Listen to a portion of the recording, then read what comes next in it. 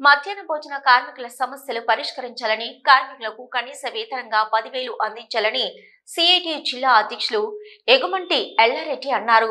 కోనరావుపేట మండల కేంద్రంలో మధ్యాహ్న భోజన కార్మికుల ఆధ్వర్యంలో వారి డిమాండ్ల సాధనకై ప్రభుత్వ దృష్టికి తీసుకెళ్లాలని తహసీల్దార్కు వినతి పత్రాన్ని అందజేశారు. ఈ సందర్భంగా ఎల్లారెడ్డి మాట్లాడుతూ మధ్యాహ్న భోజన కార్మికుల పెండింగ్ బిల్లులు వెంటనే విడుదల చేయాలని, ఎన్నికలలో ఇచ్చిన హామీ ప్రకారం రాష్ట్ర ప్రభుత్వం 10,000 రూపాయల వేతనం అమలు చేయాలని, కోడిగుడ్లకు అదనంగా బడ్జెట్ కేటాయించాలని, కార్మికులకు ప్రమాద బీమా సౌకర్యం కల్పించాలని, ఎలాంటి షరతులు లేకుండా బ్యాంకు ద్వారా రుణాలు ఇవ్వాలని, హెల్త్ కార్డులు అందించాలని ప్రభుత్వాన్ని కోరారు. ఈ కార్యక్రమంలో మధ్యాహ్న భోజన రంగం జిల్లా కార్యదర్శి గురిజాల శ్రీధర్, మధ్యాహ్న భోజన కార్మికులు అధ్యక్షులు బాలమణి, మేకల కవిత, కస్తూరి నర్సవ్వ, కస్తూరి పద్మ, కస్తూరి పుష్పలు తదితరులు పాల్గొన్నారు.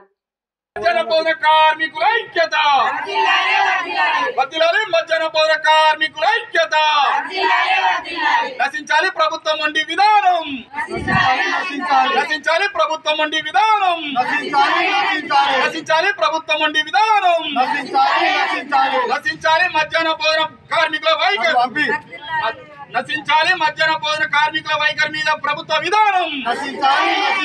జిందాబాద్ సిఐటియు. కనీస వేతనం 10,000 రూపాయలు అమలు చేయాలి, అమలు చేయాలి.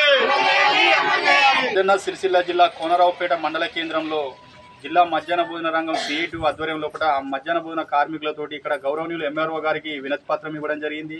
ముందుగా కార్మిక వర్గానికి రాబోయే భవిష్యత్తు లోపల కార్మిక ప్రభుత్వాలు వస్తేనే కార్మికుల జీవితాలు మారుతాయని చెప్పి మొదలు కార్మిక వర్గాలు గ్రహించాలి. ఎందుకంటే 50 ఏళ్ల నుంచి మనం చూసుకుంటూ వస్తున్నాం ఈ దోపిడీ పార్టీల విధానాలు, దోపిడీతనం అనేది.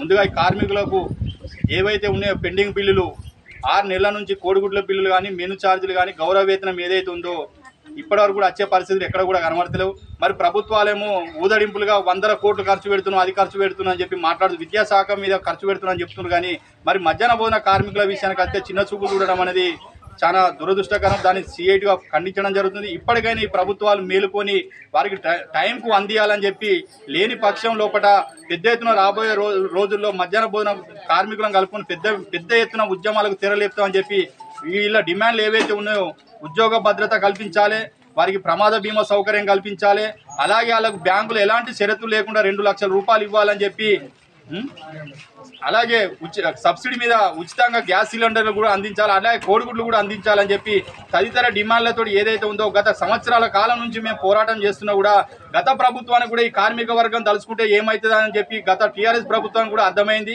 రేపు కాంగ్రెస్ ప్రభుత్వం కూడా ఇదే కార్మికుల పట్ల పక్షపాతం వివరిస్తే మాత్రం రానున్న రోజుల్లో కూడా కార్మిక వర్గాలు తలుచుకుంటే ఏమవుతుంది అనేది కూడా గత చరిత్రలు కూడా మీ కళ్ళ ముందు ఉన్నాయి. కాబట్టి ఇప్పటికైనా కాంగ్రెస్ ప్రభుత్వం మేల్కోవాలి, కార్మిక పక్షపాతిగా నిలబడితేనే రాబోయే భవిష్యత్తు కూడా కాంగ్రెస్ పార్టీకి ఉంటుందని చెప్పి ఈ సందర్భంగా హెచ్చరిస్తూ, రాబోయే రోజుల్లో ఖచ్చితంగా వీరి సమస్యలు అన్ని పరిష్కరించకపోతే మాత్రం పెద్ద ఎత్తున కలెక్టర్ ముట్టడి కూడా ఉంటుందని చెప్పి ఈ సందర్భంగా హెచ్చరిస్తూ తెలియజేస్తున్నాం.